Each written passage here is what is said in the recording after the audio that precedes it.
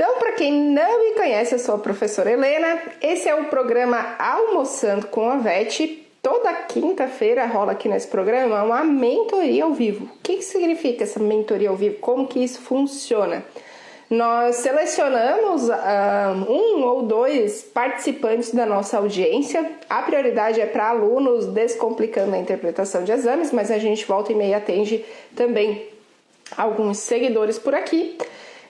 Que possam estar com alguma dúvida na conduta de casos, da rotina, interpretação de exames, conduta clínica, e a gente vai analisar o caso juntos, conversar sobre o caso e trazer orientações para este seguidor, beleza? É assim que funcionam as mentorias ao vivo. Hoje a gente tem a Diana, será que eu estou confundindo os nomes? Quase certeza que é Diana. Vamos ver se ela já está por aqui. Tudo bem, Diana? É Diana, né? Tudo bem. Isso mesmo. Tudo certo. Nossa, em que região do país que você tá? Olha a quantidade de casaco que eu tô aqui. Imagina o frio que não está aqui no sul. Aqui tá um calor. Eu moro na Bahia. Eu sou de Guanambi. Ah, que legal. Guanambi. Não tenho ideia de onde fica na Bahia, mas deve ser quente, né? Não deve ter frio. Muito quente, muito quente. É no sudoeste. Ah, tá. Da Bahia, muito quente. Que legal. Muito. A gente conhece tanta gente desse Brasil aqui nas lives, nas mentorias, que eu acho muito interessante. Sabe quantos graus fez hoje de manhã aqui na cidade que eu estou? 0. Não. Só 0. Eu acho que o local que eu peguei, assim, menos foi 12 graus. Eu nunca peguei, assim. Aí? Fez tão frio, não. Não, aqui não. Em outro local, foi em Minas. Ah, tá. Foi em Viçosa, na época que eu estudei. Um período lá. Mas foi o local que eu peguei menos. Eu fiz mobilidade para lá. Minha faculdade mesmo eu fiz na Federal do Recôncavo, Cruz das Almas, aqui na Bahia mesmo. Aí quando eu fiz um período do curso de mobilidade para lá, em Viçosa. Eu peguei não sabia que tinha esse intercâmbio, legal. Muito bom. E faz quanto tempo Universidade Pública? Tem mais ou menos, ou seja, foi em 2016, 17, 18, 19, 20, 21. Vai fazer aí 5 anos. 5 anos já, muito bom. 5 anos. 5 anos. Que legal. Uma média de tempo. Você atua já na área de clínica desde o começo? Como que é a tua atuação? A princípio, eu comecei, né, a trabalhar lá na minha região mesmo, porque essa cidade onde eu moro hoje é bem distante de onde eu morava anteriormente. Eu comecei a trabalhar, né, lá na parte de clínica, mas assim, totalmente, né, sem experiência ainda, porque foi tudo no início, né, mais complicado. Aí depois eu me casei e vim morar aqui, nessa cidade, qual eu tô agora. E aí com isso eu consegui, né, trabalhar de imediato em uma clínica daqui, um hospital que tem aqui. Aí nesse hospital eu fui pegando, né, uma rotina clínica. Tinha acompanhante de outros veterinários, né, que já eram mais experientes do que eu. E aí me cederam um espaço, né, para eu começar a trabalhar. Mas assim, eu ficava realmente, a questão de insegurança é uma coisa que acompanha, né? Não tem jeito. E aí eu fui, tem jeito, né, trabalhando. E aí eu sempre ficava com medo, não tem condições de você não começar e ficar com medo. Só que você tem que ir encarando, né, os desafios, né, e não desistir. Esse medo no começo é saudável também, pra gente não fazer mal aos nossos pacientes, né? Show. E aí vai procurando, né, toda aquela cautela, né?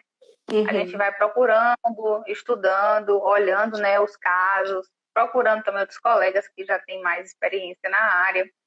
E por aí a gente vai indo, né, desencadeando e construindo, né, pedacinho por pedacinho. Mas assim, tem que estudar sempre, não tem condição de parar de estudar na nossa área. Não tem. Não tem mesmo, tem que manter. Se a gente não manter, a gente acaba se passando, né, e esquecendo também de alguns detalhes.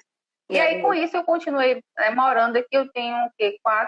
4 anos, vou fazer esse ano que eu moro aqui, 4 anos que eu estou trabalhando nesse mesmo local. E aí estou mantendo, claro que tem que estar estudando, né, mantendo, né, o foco na área mesmo, né, e construindo, né, essa característica mesmo de manutenção, né, dos estudos, porque senão a gente não consegue, né, fechar algumas coisas e ajudar, porque nos locais pequenos a gente tem mais deficiência, né, de alguns outros profissionais. A gente não tem de todos os profissionais que tem cidade grande para a gente encaminhar, né, o paciente muitas vezes. Então a gente tem que lidar com aquilo que está na nossa realidade. A nossa realidade muito pequena e a cidade? ter alguma... Não, a cidade, eu acho até ela bem desenvolvida, né, em alguns aspectos. Só que na parte de veterinária, é carente em algumas situações, né? Exames, alguns é mais difícil da gente. A gente consegue encaminhar para fora, né? A gente geralmente encaminha para um laboratório, né? Aqui em Minas é perto um pouco, né? A região, só que é mais difícil de você achar profissionais de determinadas áreas, né? Ortopedia, neurologia, oftalmologia, tem mais clínico, né? Geral mesmo. Tem mais clínico geral, mas especialidades é mais difícil e algumas situações de exames também. A gente tem essa dificuldade. Entendi. De achar em relação a tudo. Mas na rotina, acesso a hemograma, bioquímica sérica básica, urinárias, isso... Tem. Tá. Tem, é mais tranquilo. Lá no local onde eu trabalho, tem a biomédica que ela tem uma especialidade para veterinária. E aí ela faz os exames, né, para parte de hemograma, né, bioquímica, urinálise, essa parte mais básica mesmo, assim, ela atua, né, bem com eficiência, né, já tem um tempo também que ela trabalha com isso. Que legal. E aí ela já tem uma experiência também nessa parte de veterinária. Ela tem um tempo já que trabalha, né, fez após relacionado para isso e o mestrado também. E aí ela já tem uma experiência nessa parte. Aí ela quis dedicar para isso, não quis dedicar para a parte humana, né? Quis focar na veterinária. Como ela gostou, ela adaptou com isso.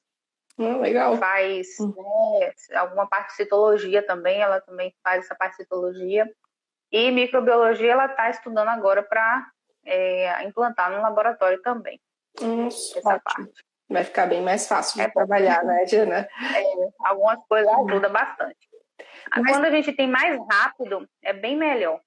Sim, com certeza.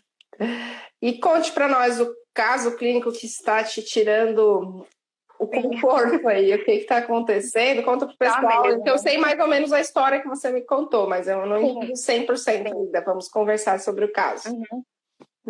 Então, ele chegou, né, para atendimento no dia, se eu não estou enganada, no dia 3/5, 3 desse mês. Tá. E aí o proprietário relatou que há 2 dias observou que o animal estava tentando defecar e não conseguia. Né? Esse foi o histórico dele. Passou 2 dias e aí com isso o animal começou a não conseguir andar, estava com dificuldade de locomoção e ele não deixava o proprietário encostar próximo, estava querendo morder, ficou agressivo também. Tá. Esse foi o histórico dele e aí ele levou para o atendimento. Eu posso falar tudo? Pode. Bom, tá. Aí no atendimento, né, eu não consegui fazer quase nenhum parâmetro com ele, porque ele estava muito agressivo, querendo morder. Demais agressivo e não deixava encostar. O comportamento dele ou pode que era mais dor mesmo? Ele tem um comportamento de ser bravo, só que existia um fator, porque ele não deixava mexer próximo da barriga dele, estava firme, muito dura. Eu ia tentar encostar e ele virava para morder de todo jeito. É um pincher, ele tem 4 anos.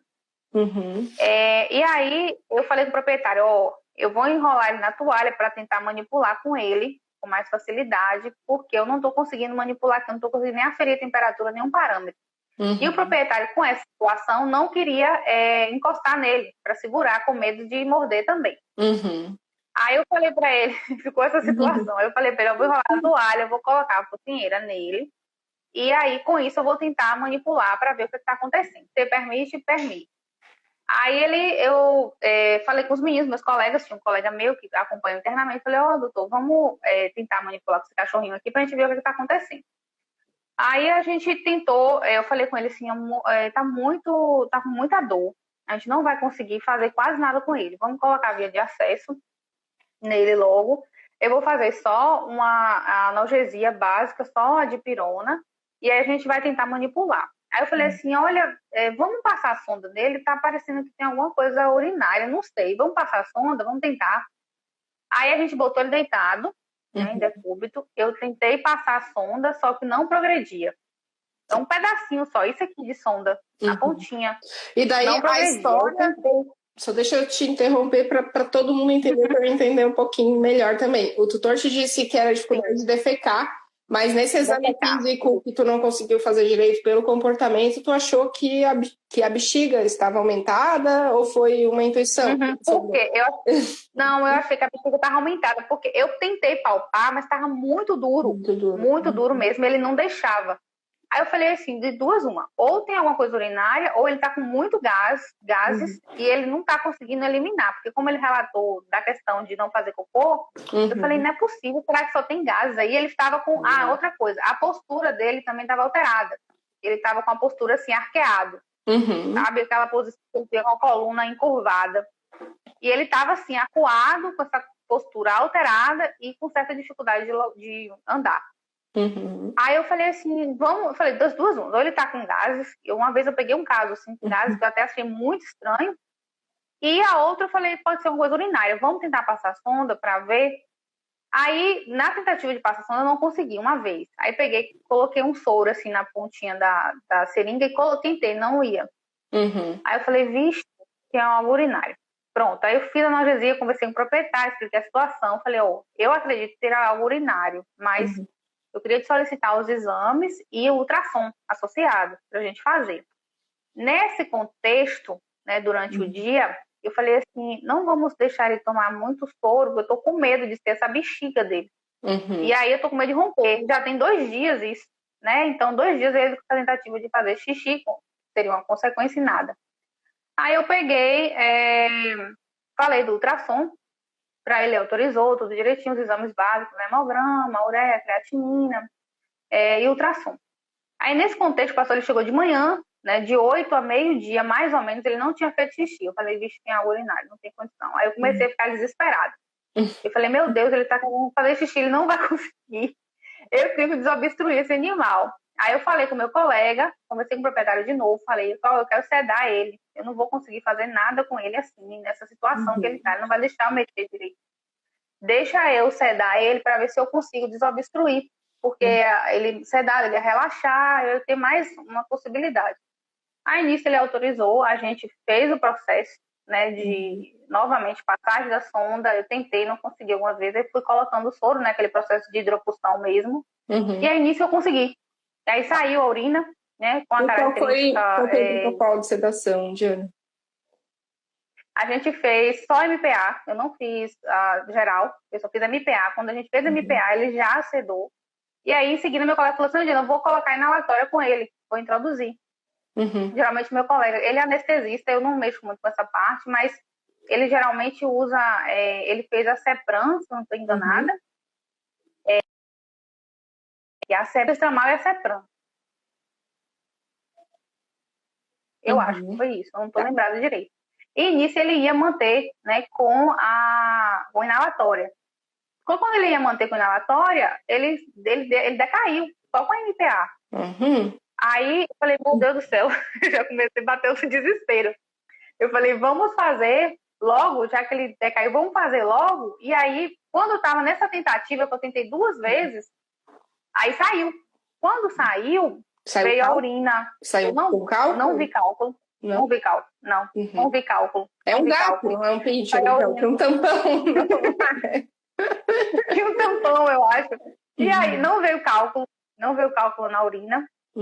Saiu a urina escura, a princípio, né? E depois veio, né, com aquela característica, saiu preta, né? E depois veio com a característica sanguinolenta. E aí ele começou a fazer xixi, e aí foi. Aí a gente foi soltando o soro, né, aos poucos, nesse processo, e agora foi acompanhando.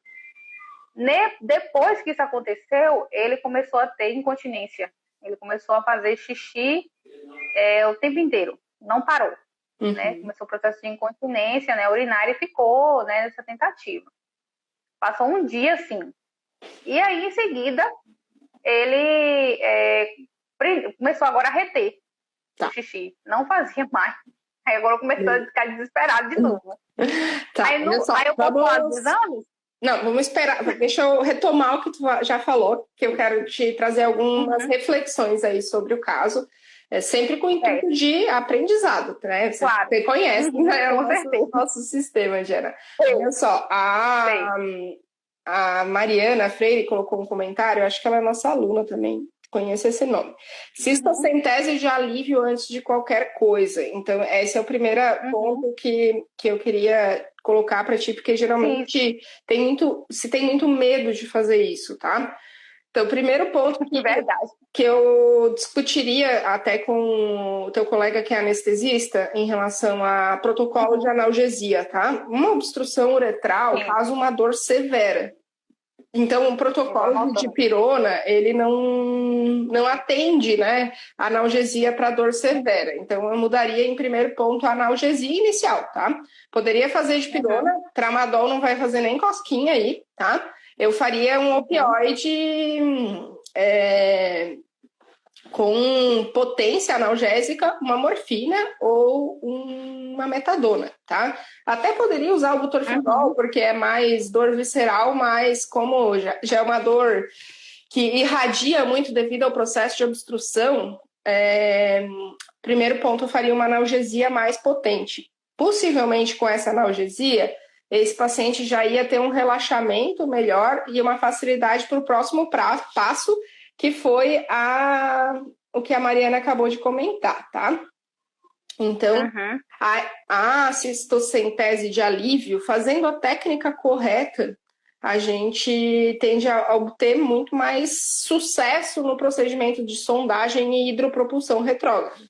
Porque pensa comigo, ó, 2 dias, a bexiga é como se fosse um balão, né? Ela vai distendendo. Então, a pressão lá na uretra, ela vai aumentando com o passar do tempo da obstrução. E aí, se tu coloca uma sonda que tenta injetar líquido, a pressão que o teu líquido faz contra o cálculo, ou que você está obstruindo, ela muito provavelmente vai ser menor do que a tensão que a bexiga cheia está fazendo. Tá? Só que aí tem outro lado, tipo, antigamente, os veterinários mais antigos, eles tendem a ter um medo grande de fazer a cistocentese de alívio pelo risco de ruptura da bexiga, tá? Não sei se foi esse o medo de vocês, ou se não tinham ouvido falar nesse... Eu fiquei com medo. Eu imagino, dá medo mesmo. E assim, é muito fácil, isso é bastante teórico, no livro é fácil de escrever, faça cistocentese de alívio. Num pincher virado no giraia, mordendo todo mundo que está pela frente, morrendo de dor, sem sedar, fazer a cistocentese de alívio nem sempre é possível. Mas poderia ter facilitado a vida de vocês. Talvez fosse possível, já passei por situações em que foi totalmente possível, com um protocolo de analgesia mais potente, tá?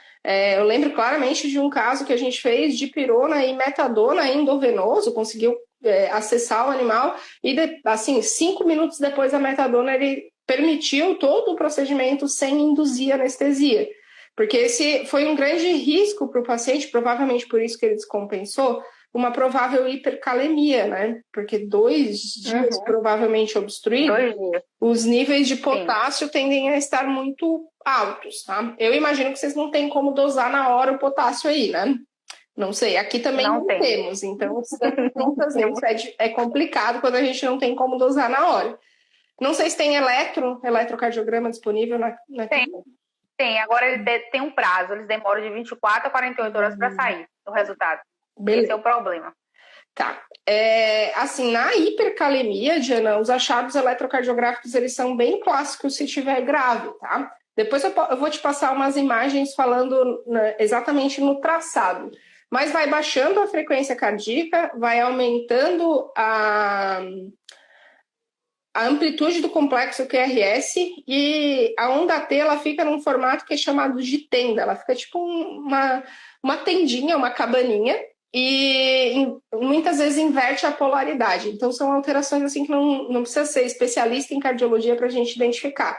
É uma alternativa, tipo, segue meu raciocínio, faz o protocolo de analgesia, roda o eletro para verificar se existe sinais de hipercalemia grave. Se existir, você vai tratar a hipercalemia antes de mais nada, tá? Vai fazer insulina mais glicose. Esse é o protocolo, para ir pensar numa anestesia mesmo, tá? Mas, óbvio, que depende da cooperação do paciente. Eu já passei por situações que não tinha como manipular o animal sem sedar, de forma mais agressiva, vamos dizer, só com a metadona, que esse caso que eu te dei exemplo deu certo. Então, não sei se daria, eu só estou te trazendo aqui vivências para que eu possa fazer o melhor possível na próxima vez.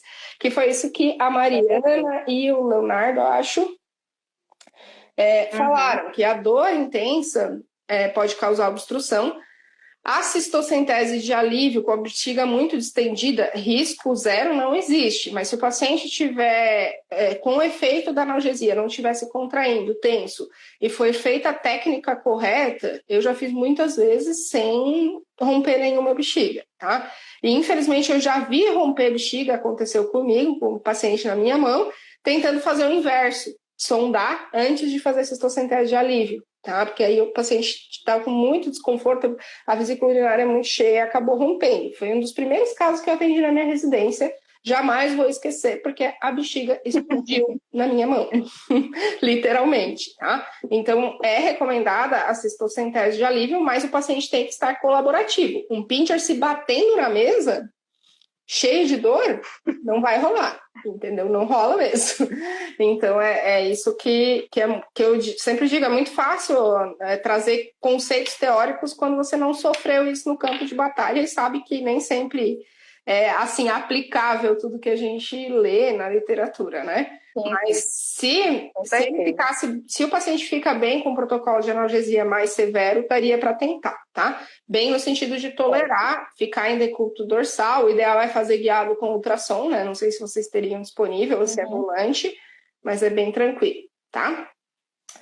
Bom, então essas são as principais observações e provavelmente pela hipercalemia que ele descompensou, tá? Não sei se foi feita alguma correção nesse sentido pelo anestesista depois da descompensação, mas pelo menos uma infusão de glicose, porque a glicose vai levar o potássio para dentro da célula e baixar na circulação, provavelmente teria benefício. Tá? E aí tem outras coisas, né? Um paciente com azotemia pós-renal e obstrução, ele pode ter acidose metabólica também, e para verificar isso só fazendo hemogasometria, né? Então, eu sei que você já me trouxe o cenário, você não teria como fazer isso na hora.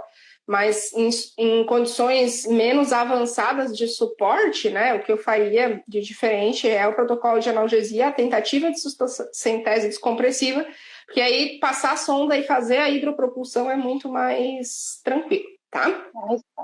Beleza, entendi. Vamos ver, tem muitos comentários aqui. A Mariana perguntou se podia usar insulina e cálcio antes da cisto de alívio. Poderia sim, Mariana, mas eu não faria isso sem fazer pelo menos um eletro, tá? E correlacionar com o exame físico mesmo. Como que está a frequência cardíaca? Não existe hipercalemia grave sem frequência cardíaca baixa, tá? Então, se a frequência cardíaca dele estava alta, provavelmente não era uma hipercalemia tão severa. Então, tem essa analogia clínica. Não sei se tu lembra da frequência, como é que estava, mais ou menos? Ele estava com a frequência cardíaca, acho que era 100 batimentos por minuto, se eu não estou enganada. Para um pincher já está tendendo a queda, né? Pincher com dor brabo, tá aí uns 180, 200, então tá tendendo a queda. Isso mesmo. Mas depois eu vou te passar um resuminho das alterações eletrocardiográficas na hipercalemia, mesmo não sabendo nada de eletro, vai conseguir ver uma situação como essa, tá? Beleza. E aí, o que aconteceu? Ele continua com dificuldade para urinar. Né? Daí foi feito ultrassom. Aí agora, isso, foi feito ultrassom, a ureia e a creatinina estavam alteradas, o hemograma estava com trombocitopenia, e o ultrassom revelou apenas como se fosse um coágulo. Não revelou cálculo. Não tinha cálculo. No interior da bexiga? No interior da bexiga. Não tinha cálculo, né? Eu não estou lembrando o termo que ele usou, mas ele relatou algum certo, como se fosse um aumentozinho de algum sedimento. Não era sedimento, não, era outro termo que ele usou na ultrassom. Para talvez, né, pensar em algum coágulo, mas não havia cálculo. Eu lembro bem que não havia cálculo. Nem testar na urinálise, estou procurando a urinálise aqui para gente. Na urinálise deu cristais de uratro amor. Isso mesmo. Não tem nem sinalização de quantidade, né? Não deveria ser tão. Não. Tá. Não Essa tem urinálise foi feito finalização. algum antibiótico antes ou não? Aí a gente tinha usado, a princípio, a ceftriaxona e o cetoprofeno. Foi o protocolo que ele utilizou. Aí a gente fez, junto com essa urinálise, a cultura e antibiograma, para saber. Mas também não deu crescimento de bactérias, não. Tá, mas foi quanto Não tempo deu depois do crescimento de bactérias. antibiótico esse exame? Foi quando a gente coletou, né? Foi um dia depois da desobstrução. Um dia depois, então ele já tinha recebido umas praticamente 2 doses. 2 doses, à noite e de manhã. Beleza. Entendeu? Aí tinha feito a urina e a cultura no mesmo período. Beleza. Vou te trazer outras reflexões farmacológicas e terapêuticas aqui, tá, Diana? Um paciente com obstrução do trato urinário, as chances de ser uma origem em uma infecção multiresistente são baixas. Então, não faz muito sentido você escolher um antimicrobiano de uma cefalosporina de terceira geração, tá? Por quê? Porque não é a primeira linha de escolha, né? Só para a gente entrar nesse tema, porque muitas vezes isso é prática no lugar que tu trabalha. Tipo, sempre que chega um paciente grave é ceftriaxona. E aí começa a isso virar um hábito. Então, muitas vezes isso vai passando de um veterinário para o outro. Não estou dizendo que é assim, é isso. Estou dizendo que isso muitas vezes acontece. Tá? Então, é muito provável que a causa da obstrução não é compatível com uma infecção multiresistente para te tomar essa decisão. Então, só para trazer... É tema da live de amanhã, tá? Quero te ver na live com a gente amanhã. Protocolo de antibiótico terapia em infecções do trato urinário. É muito possível que a urinálise não tenha bacteriúria porque já tinha o efeito do antibiótico prévio, tá? Porque tem piúria na urinálise. Estou olhando aqui no lado, aqui, enquanto você me mandou aquela hora. Sim. Então, é bem possível que tinha uma infecção, mas aí não cresceu mais porque já tinha usado o antibiótico, tá?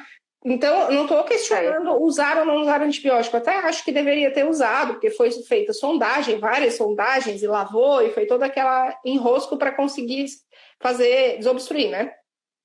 Mas nessas situações, sulfa ou amoxicilina injetável ou ampicilina injetável seriam as opções empíricas, né? Sem basear em cultura e antibiograma, mais sensatas, assim, do ponto de vista de evitar resistência, de evitar o uso de um fármaco de última geração antes de usar esses antimicrobianos. Mas isso para você, Diana, e para o resto do pessoal que está acompanhando aqui, amanhã a gente tem uma live só para discutir e, coincidentemente, vai ser sobre infecções do trato urinário, tá?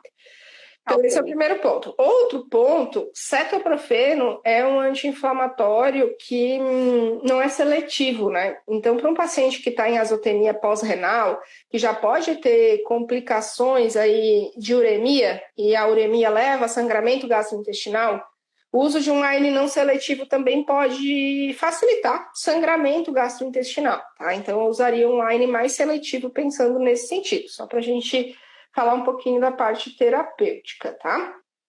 E aí, esse hemograma com trombocitopenia 189 mil é muito pouca redução, tá? Não acho que seja uma trombocitopenia importante. Tem algumas possibilidades. Ou é o valor de referência dele abaixo da média, porque acima de 180 mil tem literaturas que já consideram normal, até mesmo para o cão, tá? Então, pode ser que não seja nada de errado. Bem como pode ser consumo. Na bexiga tinha sinais de hematoma e hematúria, né? Então, as plaquetas tendem a ir lá tentar controlar esse sangramento.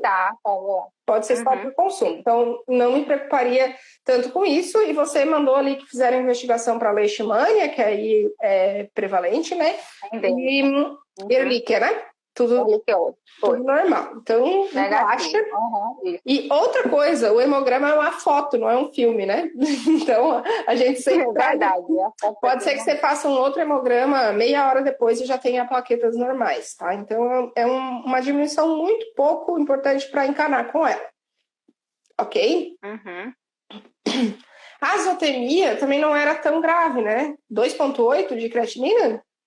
2,8 isso, e a outra acho que era 140 ou 200 e alguma coisa, não tô lembrada direito, mas a ureia. Tá. Eu tô sem eles aqui na minha Eu abri eles, agora não tá passando a tela aqui. Peraí, que já passa.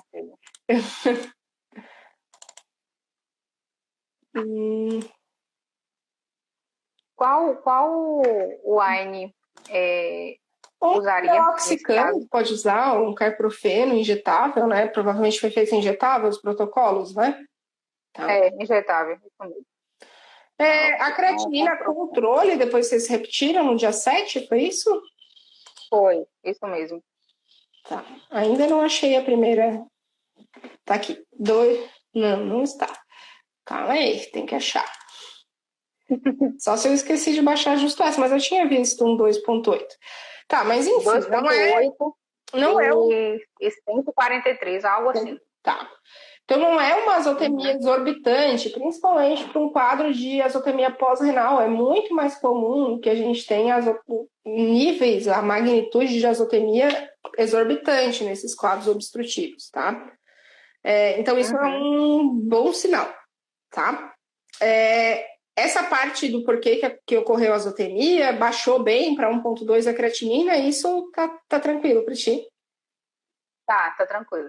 Tá tranquilo. Beleza. Se alguém aí que está assistindo tiver dúvidas sobre essas alterações, gente, só para quem pegou o bonde andando, é um pincher que chegou com um tutor falando que ele está com dificuldade para defecar, mas a Diana, como uma boa clínica, sentiu que não era isso, viu no exame físico que não tinha a ver com as fezes e ele estava obstruído. Tá? Tinha uma obstrução uretral, ele foi sedado, sondado, e depois disso, no hemograma e bioquímica sérica, hemograma sem alterações importantes e azotemia na bioquímica sérica, certo? Na urinálise tinha hematúria e piúria sem bacteriúria, tá? Mas foi usado pelo menos 2 doses de ceftriaxona antes do exame, ou seja, é muito possível que tinha uma infecção que melhorou já com essas doses de terapia antimicrobiana, tá? Será que ia zerar bactéria com 2 doses? Pode zerar, tá? A gente não tem como afirmar isso, mas é muito possível. E o problema aqui, a Diana está mais encucada, né, e que precisa resolver, é que ele continua com dificuldade para urinar e só urina passando sonda hoje, é isso? Ele evoluiu no sentido de alimentação, está alimentando normal, ingerindo água normal, né? Não tem essa característica mais como no princípio, só que ele retém o xixi e não faz. A bexiga fica repleta, né? E se a gente não passar a sonda para tentar estimular, né?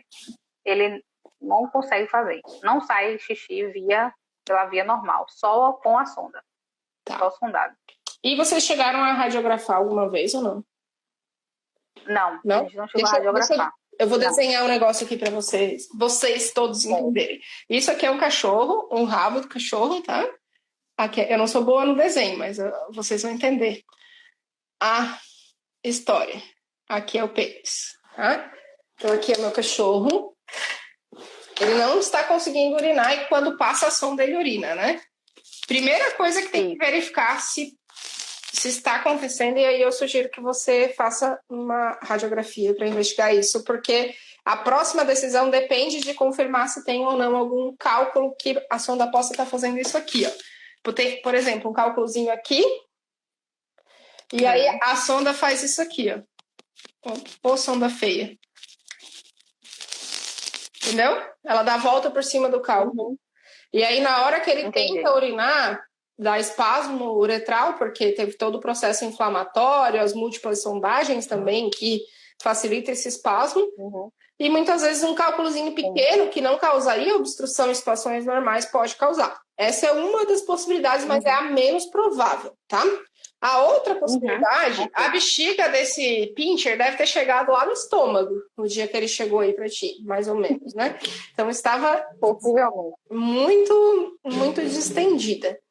E aí pode ter acontecido uma atonia vesical, que eu acho que foi o que a Debinha é nossa aluna do Experts, colocou aqui embaixo. Justamente, Debinha, o mais provável, só que o que eu vou te recomendar quanto ao tratamento, precisa ter certeza que não tem obstrução. Então, tem que radiografar bem direitinho para ver se...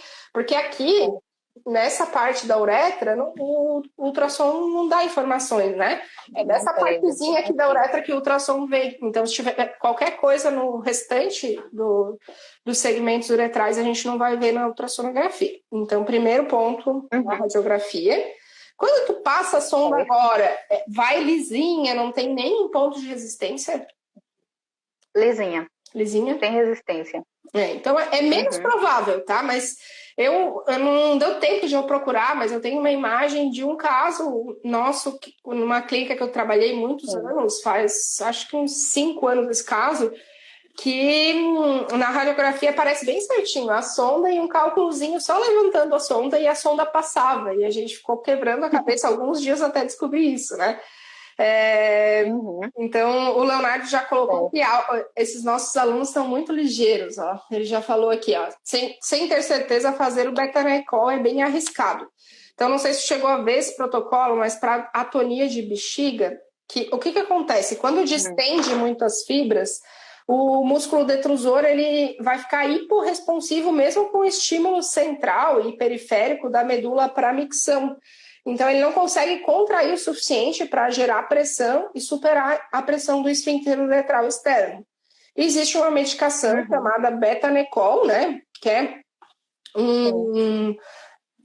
o Betanecol é um estimulante de receptores muscarínicos que vai aumentar a contração do músculo detrusor, tá? Então, seria uma opção de tratamento bem indicada para esse caso, porque o mais provável é que tenha ocorrido atonia. Mas como o L. Povos, que eu não lembro se é o Leonardo, me confirma que esse é esse teu nome, falou, não pode fazer esse fármaco se tiver suspeita de obstrução. Então, por isso que precisa verificar isso primeiro. Só o chato desse fármaco é fazer o raio-x. O chato desse fármaco é que antes ele existia na apresentação humana, aqui no sul a gente não encontra, e até onde eu sei saiu de linha para uso em humanos, não se usa mais, não sei por quê. E aí a gente só consegue aqui mandando manipular em poucas farmácias. Tipo, aqui para mim eu só conseguiria em Florianópolis, ia demorar uns 3 dias para chegar a medicação. Então tem que dar uma olhadinha aí onde que tu vai conseguir. Onde achar. Muito bem, Lucas, você trouxe exatamente o que eu ia falar, muito bom.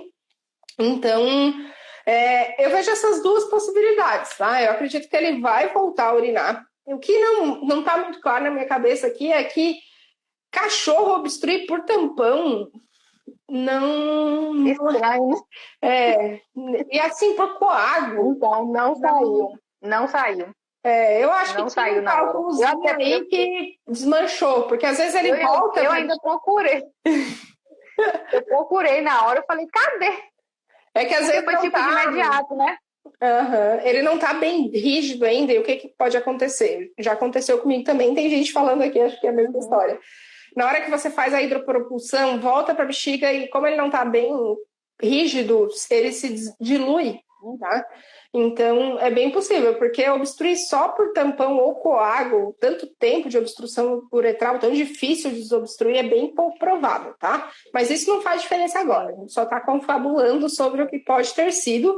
Eu acho que é um paciente que você vai ter que monitorar bem de perto, repetir essa urinálise e urocultura após ele sair desse quadro agudo, né? Fazer ele voltar a urinar, tá? Sim.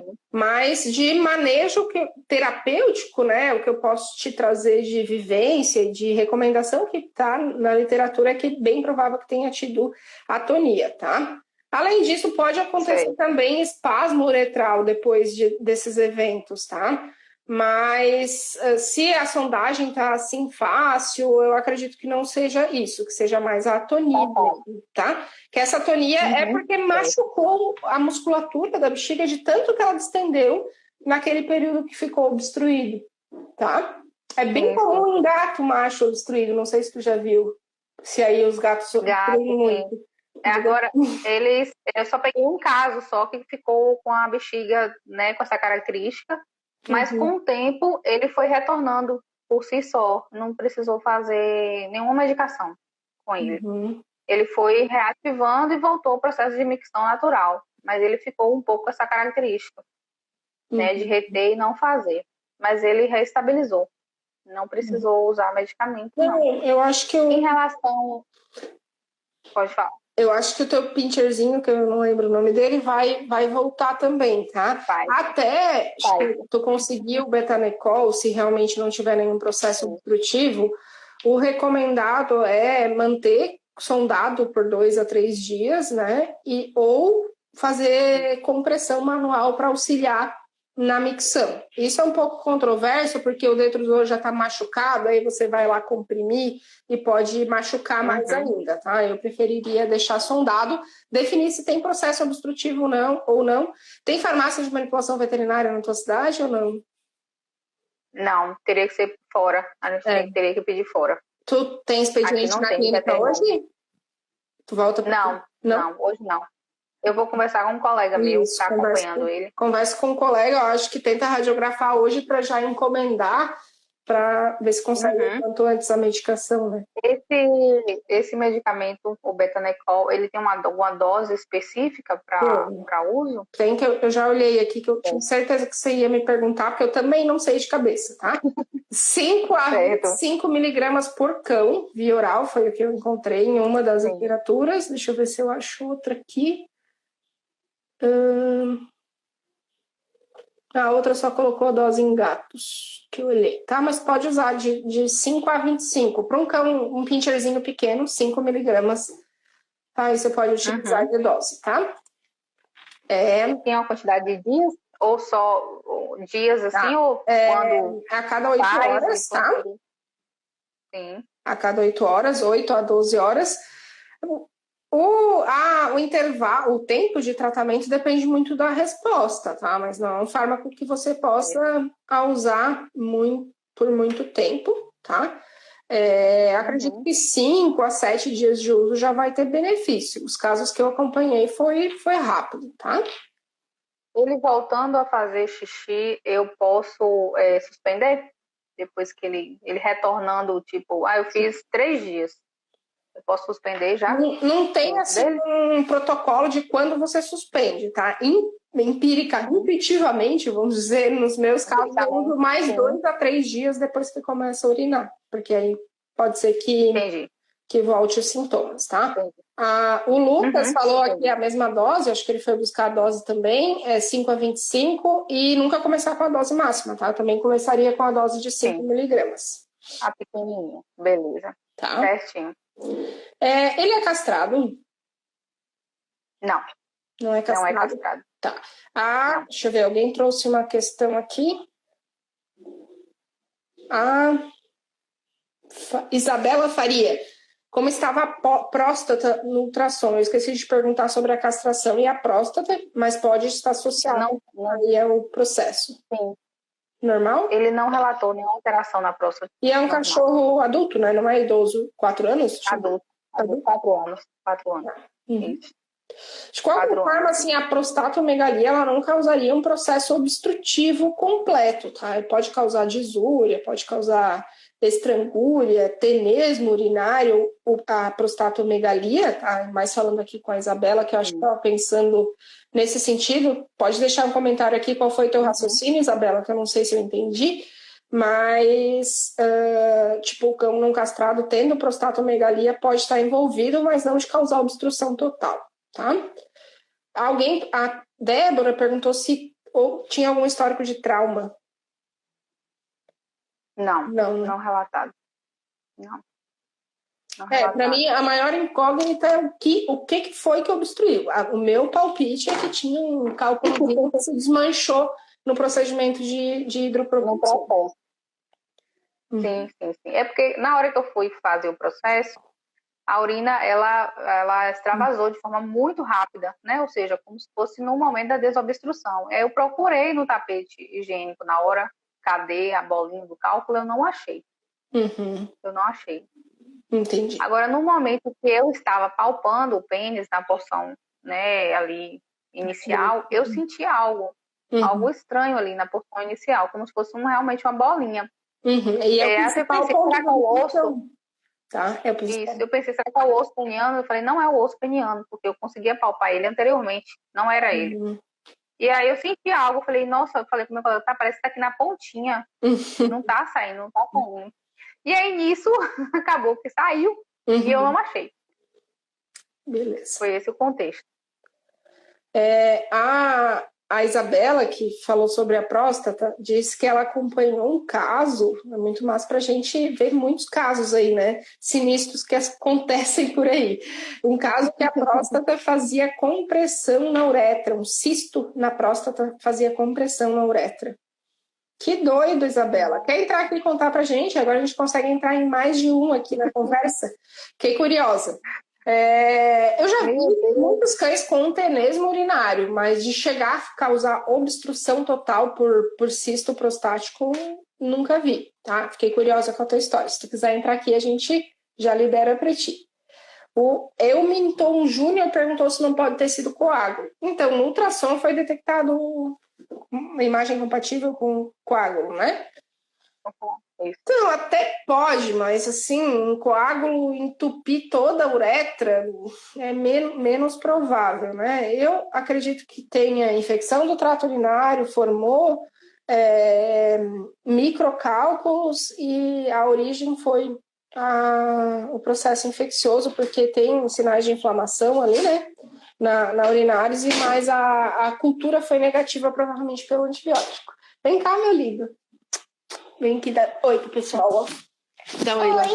Aquela tia. Diz que tu tá indo pra escola. Você tá muito gato. Eu tô indo pra escola. É, né? Pra me dar um beijo. Você tá muito cheiroso. Tchau, tchau. Tchau. Tchau. Não vou encostar no teu cabelo. Deus o livre. Um gel. Tá bom, então. Eu não posso encostar no cabelo, né? Senão desarruma. Todo vaidoso. Esse é o Bernardo. Pra quem não conhece, ele sempre vem aqui me dar tchau no final da live, que ele tá indo pra escolinha. Todo mundo já conhece ele lá. Momento fofura no final da live, né, gente? Ele é muito lindo, mas... O que a gente tava falando mesmo? Na cultura, né? Teve cultura também. Foi negativa, tá? Então, assim, como que eu conduziria daqui para frente? Fazer o raio-x, betanecol, se não tiver processo obstrutivo, a expectativa é que ele volte a urinar, tá? Se foi continuado o protocolo com ceftriaxona, quando parar de realizar sondagens, né, que ele voltar a urinar, pode interromper. Suspender. E aí eu faria uma urinálise e uma urocultura uns 15 dias depois que o paciente estiver estável, tá? Porque do além não obstrui, então tem que esclarecer melhor aí a causa de base. Ok. Certinho. Tá bom, então. Gente, uma pessoa pediu minha ajuda para um trabalho de parasita em equinos. Não vou conseguir te ajudar, tá? Até posso chamar o meu irmão, que é veterinário de equinos, para ajudar, mas sobre parasita de equino, acredito que não. Deixa eu ver mais uns comentários aqui. Tem um tópico que não acho em lugar nenhum. Ah, meu Deus. Sobre isso eu não vou conseguir te ajudar, tá, Dani? Mas alguém tem alguma pergunta em relação ao caso da Diana? Ou você, Diana, ficou com alguma dúvida? Esqueci de te perguntar. Não, esclareci todas as dúvidas. Que bom. Tá, te ajudei? Foi muito bastante. importante para você? Que bom, a gente fica muito feliz. Esse é o nosso objetivo aqui, de estar sempre compartilhando, né, tudo que a gente já vivenciou. E a gente sempre aprende um pouco também, né? Olha os comentários aí, os colegas sempre ajudando. E essa troca com vocês é muito legal. Gratidão por expor o teu caso, ajudar mais médicos veterinários a também fazerem o melhor pelos pacientes. Depois me conta ali pelo direct como que evoluiu, se vocês fizeram raio-x, como é que tá. Tá bom? Vou adorar saber. Vamos agora tentar agora as outras etapas. Obrigada, Jana, por trazer seu caso, por estar aqui. Te encontro, então, amanhã na live, que vai ser sobre infecção no trato urinário, tá? Beijão. Amanhã. Certo. Obrigada. Obrigada. Tchau, tchau. Beijo. Tchau.